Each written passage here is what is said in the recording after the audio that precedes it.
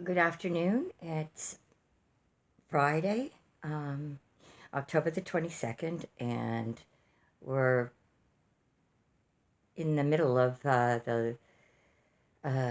the hearings with respect to the Emergency Act.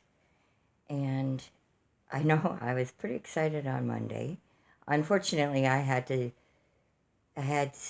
I'm finally able to see a doctor and get some of the problems that medical problems that I've been experiencing. And I'm sure I'm with a lot of other people here in Canada, particularly who have not been able to get their conditions managed or any diagnostics for the last 3 years, thanks to these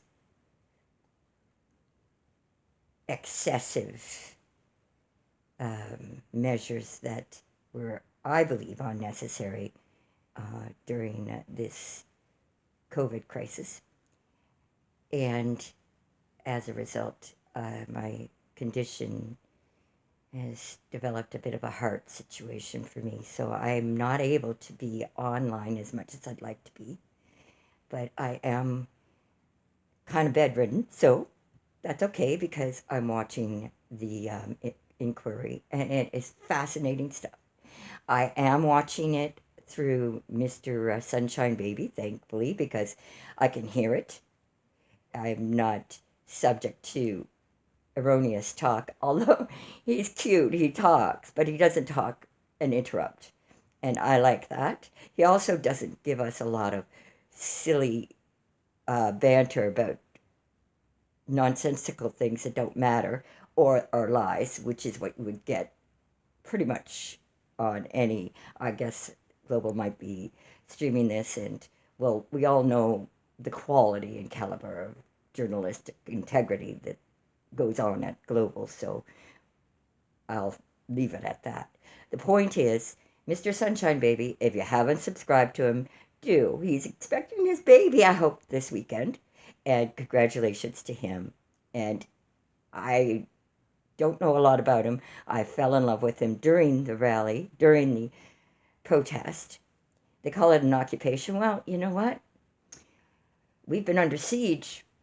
If the Ottawa residents felt like they were under siege, those people that live in the high-rise apartments downtown right next to Parliament Hill who have issue with the uncomfortableness of the people partying outside saying, come and talk to us, Mr. Trudeau. Explain to us why you're the only one in the world still imposing this crap on us and spending all of this money and disrupting the little people that don't live right downtown Ottawa.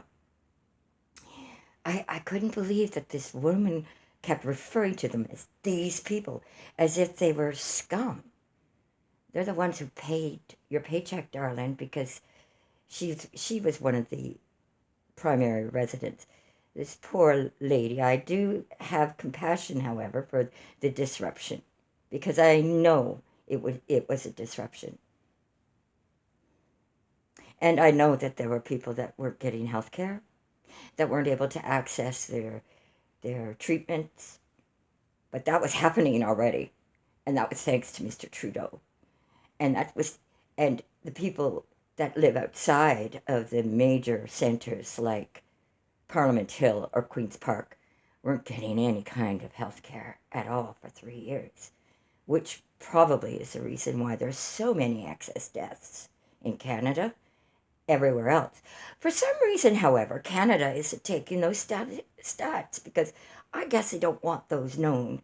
But um, all over the world, there's millions and millions of excess deaths, excess uh, baby deaths, including excess baby deaths, but excess deaths all around this COVID, having nothing to do or little to do with COVID, and everything to do with the lack of services that were denied them thanks to dictators like Mr. Trudeau, who decided that the people who are sick probably should go ahead and die anyway, because the world is overpopulated. Isn't that part of the agenda of the UN, United Nations agenda? We're supposed to reduce our population, along with reduce the ability to eat food. We're supposed to be eating bugs. What else is it we're supposed to be doing? Anyway, I'm learning that it's much worse than I ever thought it could be. And that at least the people that were involved in the legal protest that was taking place in January, February in Ottawa were all bad actors in a very bad way, doing very unethical and deplorable things to the people who are working hard to deliver food, working hard to pay for the gas in their vehicles, and said, it's time to stop the nonsense. And if it weren't for them, I suspect Mr. Trudeau would still have us wearing masks, not receiving health care, and those like me suffering from an illness that is untreated because and unmanaged because the doctors weren't allowed to do the treatment. The doctors were not allowed to treat the patients. The nurses were not allowed to deliver services. That's the next little thing I hope will be coming into an inquiry. How come, Mr. Trudeau? How come? How come the only thing that was worth treating was COVID?